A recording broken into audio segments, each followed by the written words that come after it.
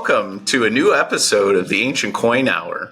Today is a very special episode because we are going to go over the 2024 Coin of the Year submissions that have been sent to us from our awesome and loyal and dependable viewers who have contributed and are a part of the community. And we're very excited to share their coins of the year because as a community, it's our coin of the year. So we're very excited to go over these, share them.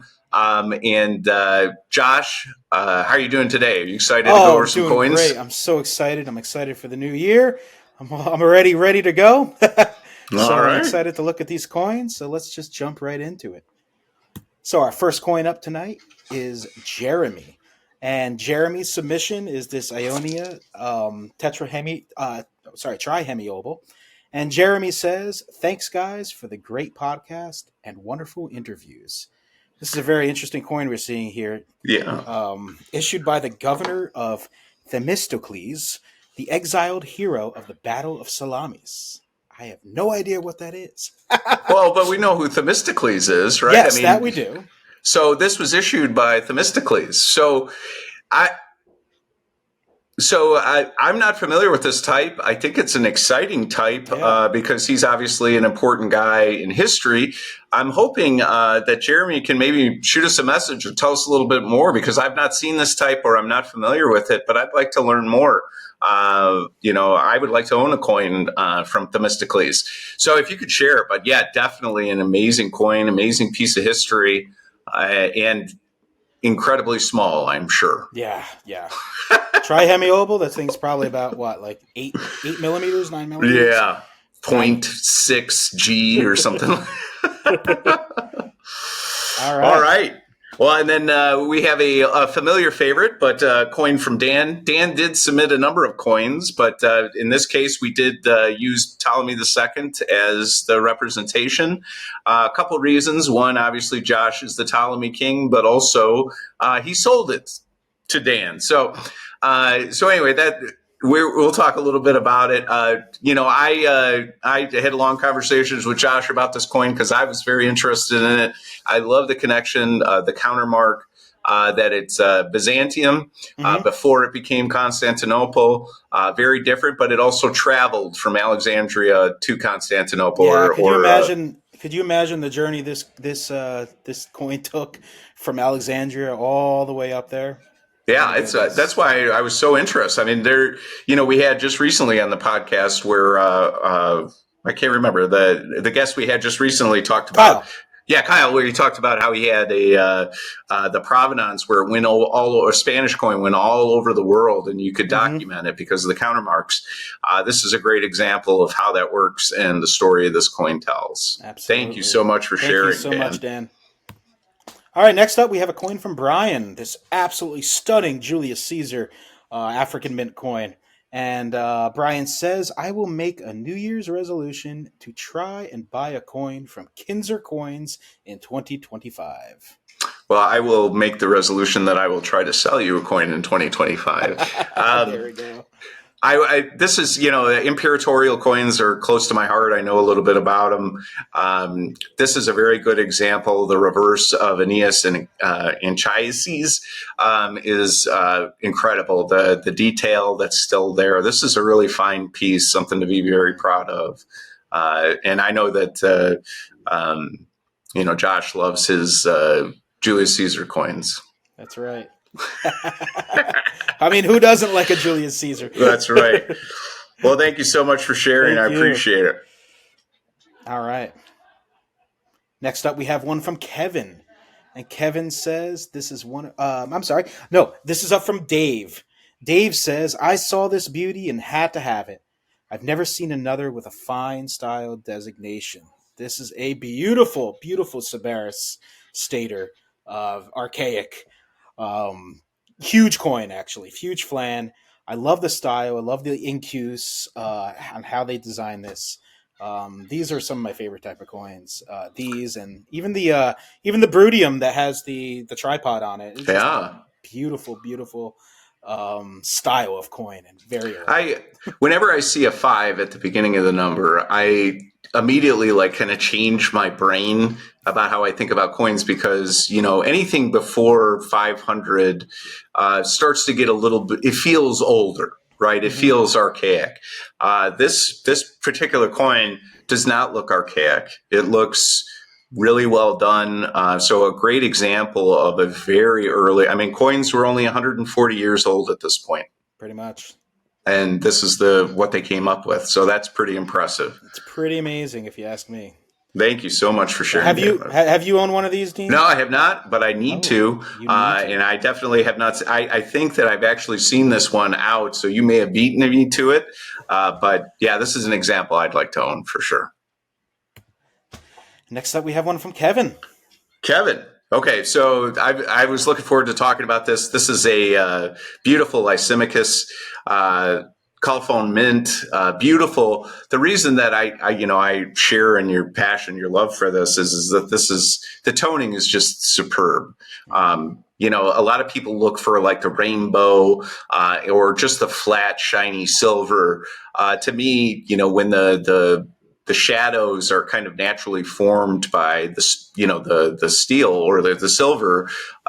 It's just incredible. And this is a perfect example. Great reverse, Zeus's abs. He looks a little more, he's built more like Jesus Christ in this model, but, right. But yeah, just a great coin. And yeah, and Kevin says this is one of his first coins. And he started collecting at the beginning of 2024. And he says, I think I'm up to 10 ancients now. Well, Kevin, if you keep this route going with coins like this, you're off to a great start, man. That's the right way to do it. You nailed it. That's right. Next up, we have one from Dave. He says, this is my coin of the year. We have Gaius Caligula. Ooh, this is a beautiful coin. Dave, I would say this is everyone's coin of the year. Anybody that has a Caligula denarius is doing all right. This is no exception. Very well struck, very good tone to it. The nice details on both of the faces. Just anybody, you don't see these very often, and when you do, they can be really rough. This is a stellar example. That's a beautiful portrait, man. You did well on this one. Yeah. This is beautiful. Absolutely. But yeah, you just never see them. So what's it called? It's and I believe he sent a video with this one. He did crack it out. So good for him. So good for him, Dave. Yeah, that's right. Thank you for sharing that one, David. Appreciate it. Next up, we have from Tyler. All right, so Tyler picked this coin of the year because it's commemorating the 1,000-year anniversaries of Rome's founding during a secular game. And he picked this coin not because of its price, but because of the history behind its creation. And that is really why I buy anything, right? There's a lot of artwork. There's a lot, but combination of artwork and history, and it's a total experience, and that's why ancient coins are so incredible. Is because there's just a connection, right? And you can't deny it. This is a great coin. I can't imagine. Can you imagine 750 years from now what the U.S. will be like, and will they mint a coin to commemorate their 1,000-year, or will it be a coin? Like it's just it's so far. It's so hard to believe that That's just all hard it is. To believe that. Yeah, no. and nice to see a Philip the Arab contribution. I didn't know if I'd see anything like that from the troubled 3rd century, but I'm glad that we did. And thank you so much for sharing. Beautiful coin. Next up, we have from Jonathan. He says, this is a very rare style for Heliocles and represents the absolute finest portraiture of that king. And this is a beautiful coin that came from the most recent NAC auction. This came out of the Medicus collection. And he also asked us to mention his Instagram page. So give him a follow if you can. Go visit him at numismatic. I'm definitely a follower as well. Congratulations on buying this. I think I was the underbidder. and you did really well. And that is a piece of artwork that, I can't really even see a ding on the metal. Yeah, I think you I did really mean, well. honestly, let's face it. This came out of one of the best Hellenistic portrait collections ever put together. Anytime that you can see the tie of the laureate, Oh yeah, you're doing well. So look at the details there. I mean, this is just a stellar. fabulous coin. Yeah. So, And hold thank you on so to it. much. Bactrians have a ways to go. They're not fully realized yet. Hang No, on to they're not. Bactrians. That's true. Next up, we have something from Susan. Susan, this is Susan's favorite coin of 2024, Tiny Richard II farthing. Well, found metal detecting. So you found this. Is that I hope that's true. You found that metal detecting. That is so cool. Me and Josh were just talking about hammered coins recently and how we'd like to include or talk about those more often. And these are. I know that the artwork has obviously changed from Greece to London in 1050 or whatever, but they're just as interesting. There's many There's a good British lot of kings. varieties. So many varieties in the crowns and all the kings. The hammered coins are kind of neat, Dean. I think we should definitely do an Yeah. episode about them. And let me ask Susan, can you contribute and can you tell us if you did dig this up? And if so, we'd probably like to talk to you a little bit more. We'd like to know about your metal detecting and where you do it. And maybe you can talk to us about how you metal detect. We love it. Yeah. I mean, one of our good friends from the coin group is an avid metal detectorist, and he consistently posts what he finds. His name's Steve Santori. He's an awesome guy. But he always posts what he gets, He goes metal detecting almost every day. every day. We like seeing it. We're happy. love it. We root for him. Absolutely, and we love you, Steve. So Yeah. So thank you for sharing, and Susan. And up next, Cody. Next we have from Cody. Hey, so definitely a stunner. Wow. Okay, so this die, and I don't know if it's specific to the mint. He didn't say, but this is one of the great thing that I love about the Alexander coins. The Alexander coins have a lot of different dies, and there's a few that are really special that I think, and there's a few that there's a guy in the group that I'm friends with, and when we see a certain specific type die, we'll send it to us because we think that the obverse, the structure of it is beautiful. This is one of those types. And I think it's because the actual head looks almost archaic in styling. Like it doesn't look like it's from 330. It looks more like it's from 4 or 5. But it's such a neat portrait that I absolutely love. And of course, the reverse is complete and perfectly centered. Got all the little dots. I mean, that's a great coin, man. Yeah, Zeus is looking a little more swole on that one, though. He's lifting a little heavier weights. He looks like he's ready to get a pedicure too. Yeah. That's right. But very cool coin, Cody. Thank you, Cody. So much. Next up from Ed, and he says, "I settled on this one, which I don't think many would have picked from my piles. I got this one from Numismat in very early January. Clearly, it has damage, and it also was uncleaned. He spent about 10 hours working on it. The damage, from what I can determine, must have occurred very shortly after minting, which may have been a reason why it survived as it did.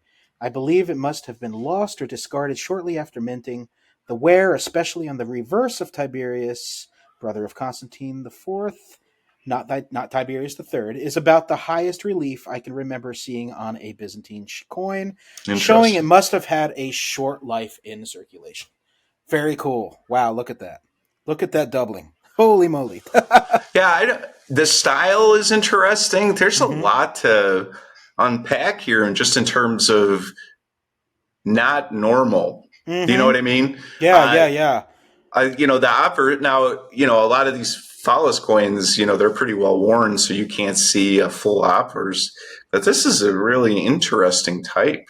that I'm not, I don't know that I've seen another I don't one that think I've looks seen like it. it. Yeah, I'm not sure. I'm not super familiar with this type. Ed, But you found something there. yeah, and kudos That's on the really, cleaning job. I mean, 10 yeah, hours 10 of hour. work. That looks great. It really looks Can fabulous. you, I don't know if you put it in the notes, but how big is it? Is it 40 millimeters or is it 20?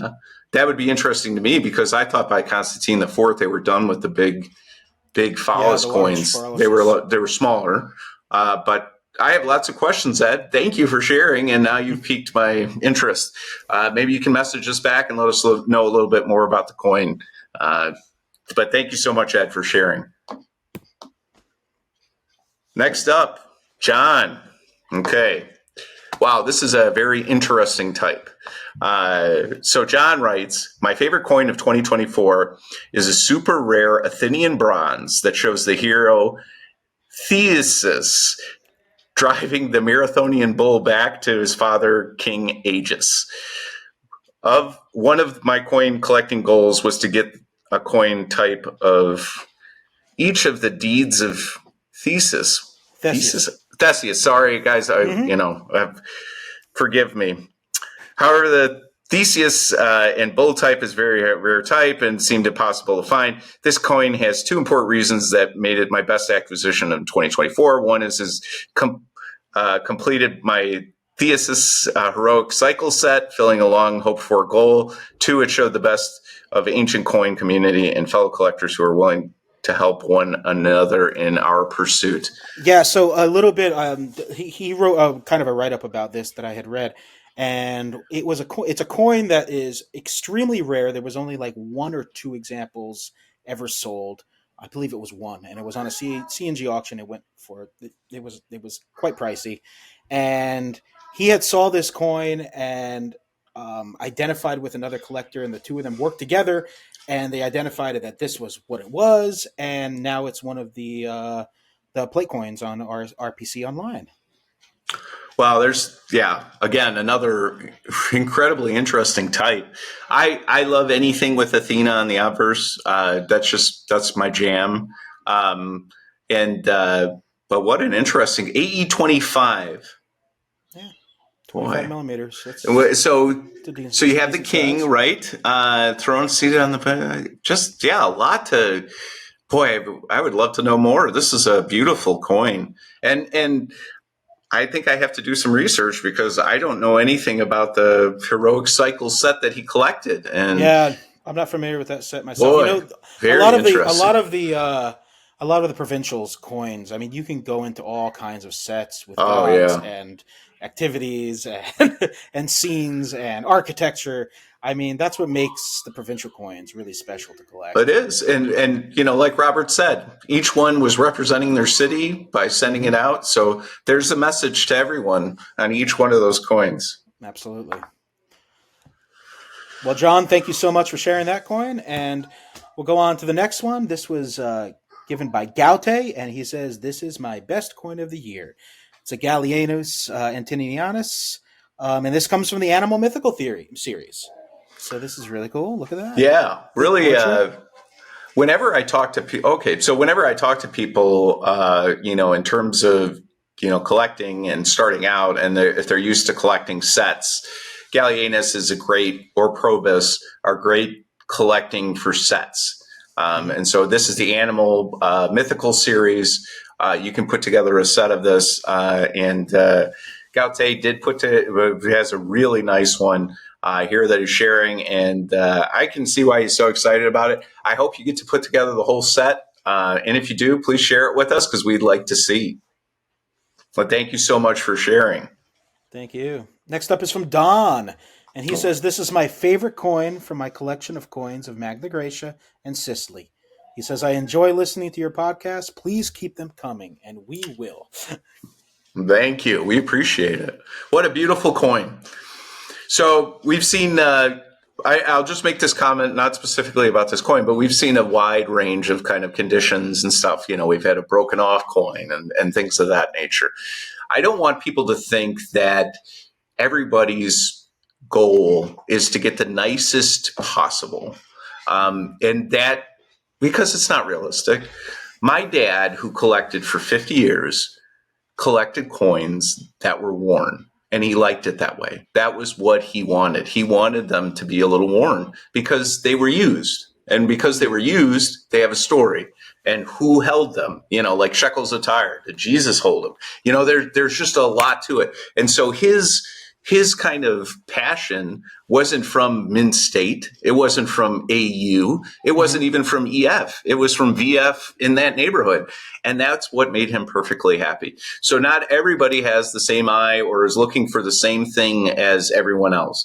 So all of these coins are going to come in different shapes and sizes, and each one of them has an incredible beauty to them, generally. And so this is not an exception. I love this type. This is a type that I really kind of want a good one of, with a great style on the front. It's a really solid coin. I love it. Thank you so much.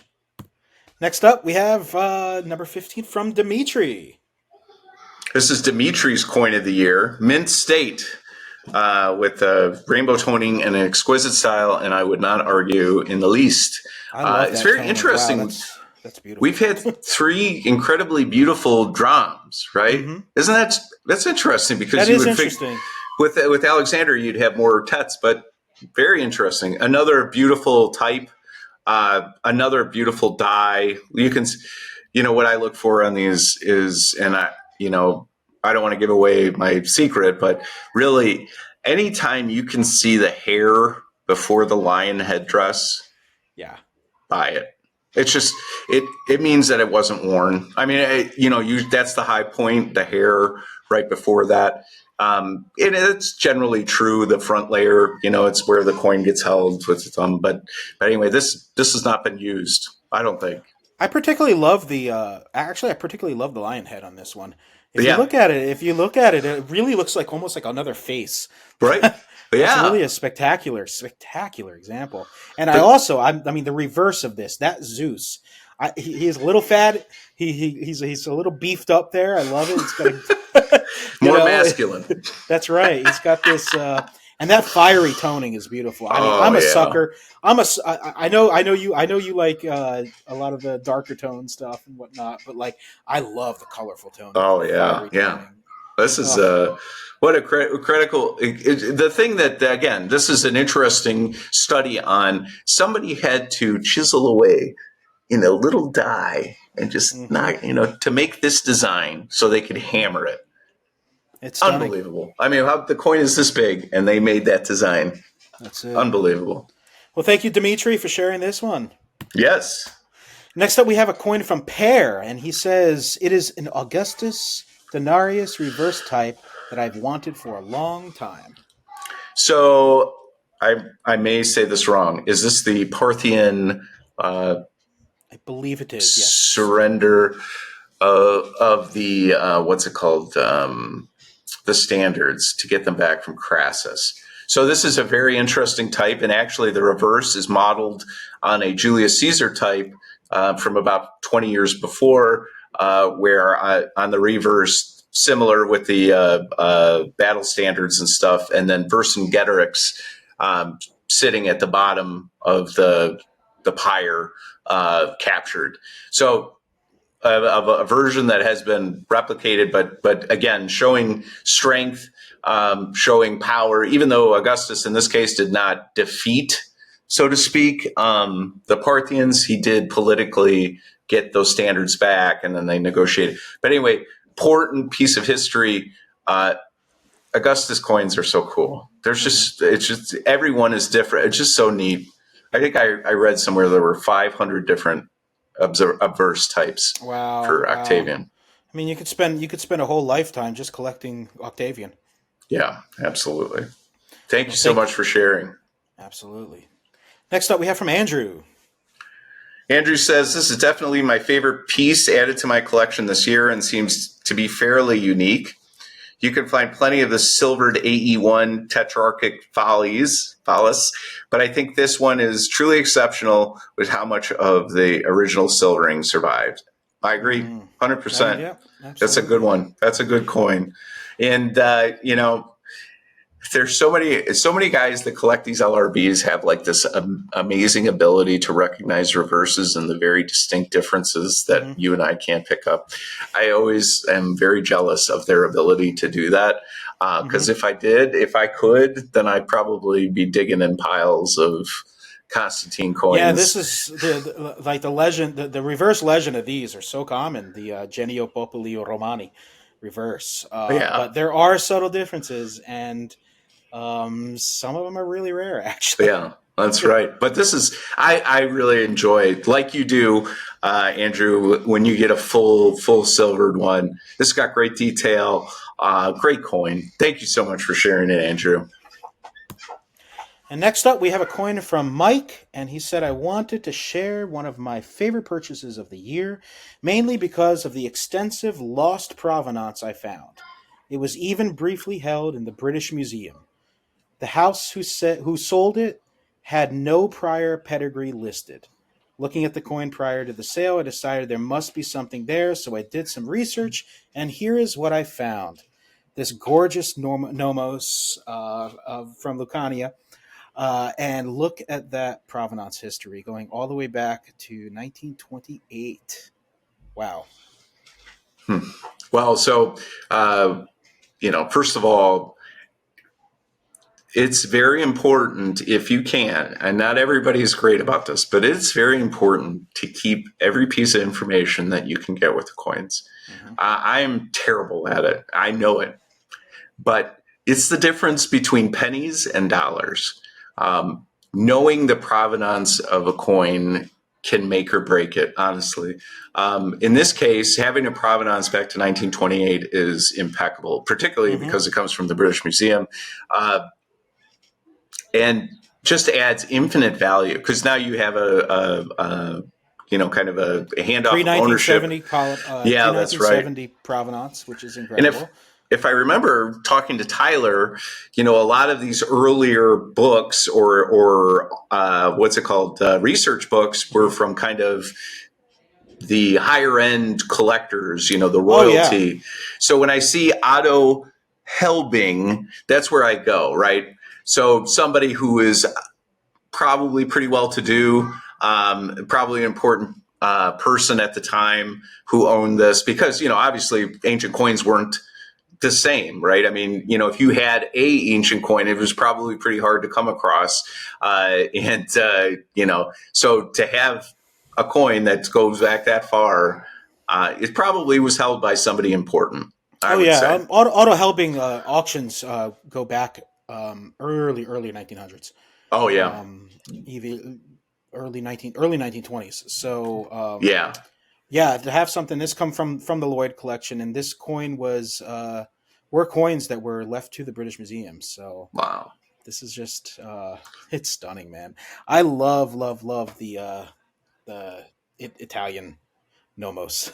yeah. They're some of my favorite coins. I picked up one earlier this year, and it's turning into my favorite coin right now. So, I love the helmet on this one, the style. Yeah, it's a great what's it called, Athena on the uppers. And it's really well centered too. I mean, it's a little cut off on the head on the reverse, but I don't think that really affects it at all. Especially with that type of provenance. That's a keeper. So word to the wise, always keep all the documentation. There are avenues in which you can do research. There are programs that you can look up that do this kind of research for you. It's not a perfect science. It's still being worked. There's a long way to go. But I think it's, what is it? What are the two that people generally use, Josh? There's coincabinet.io has a service for looking at provenances. It's an AI based scan of a coin you upload, and also there is what's the name of the guy in Europe? I can't think of his name.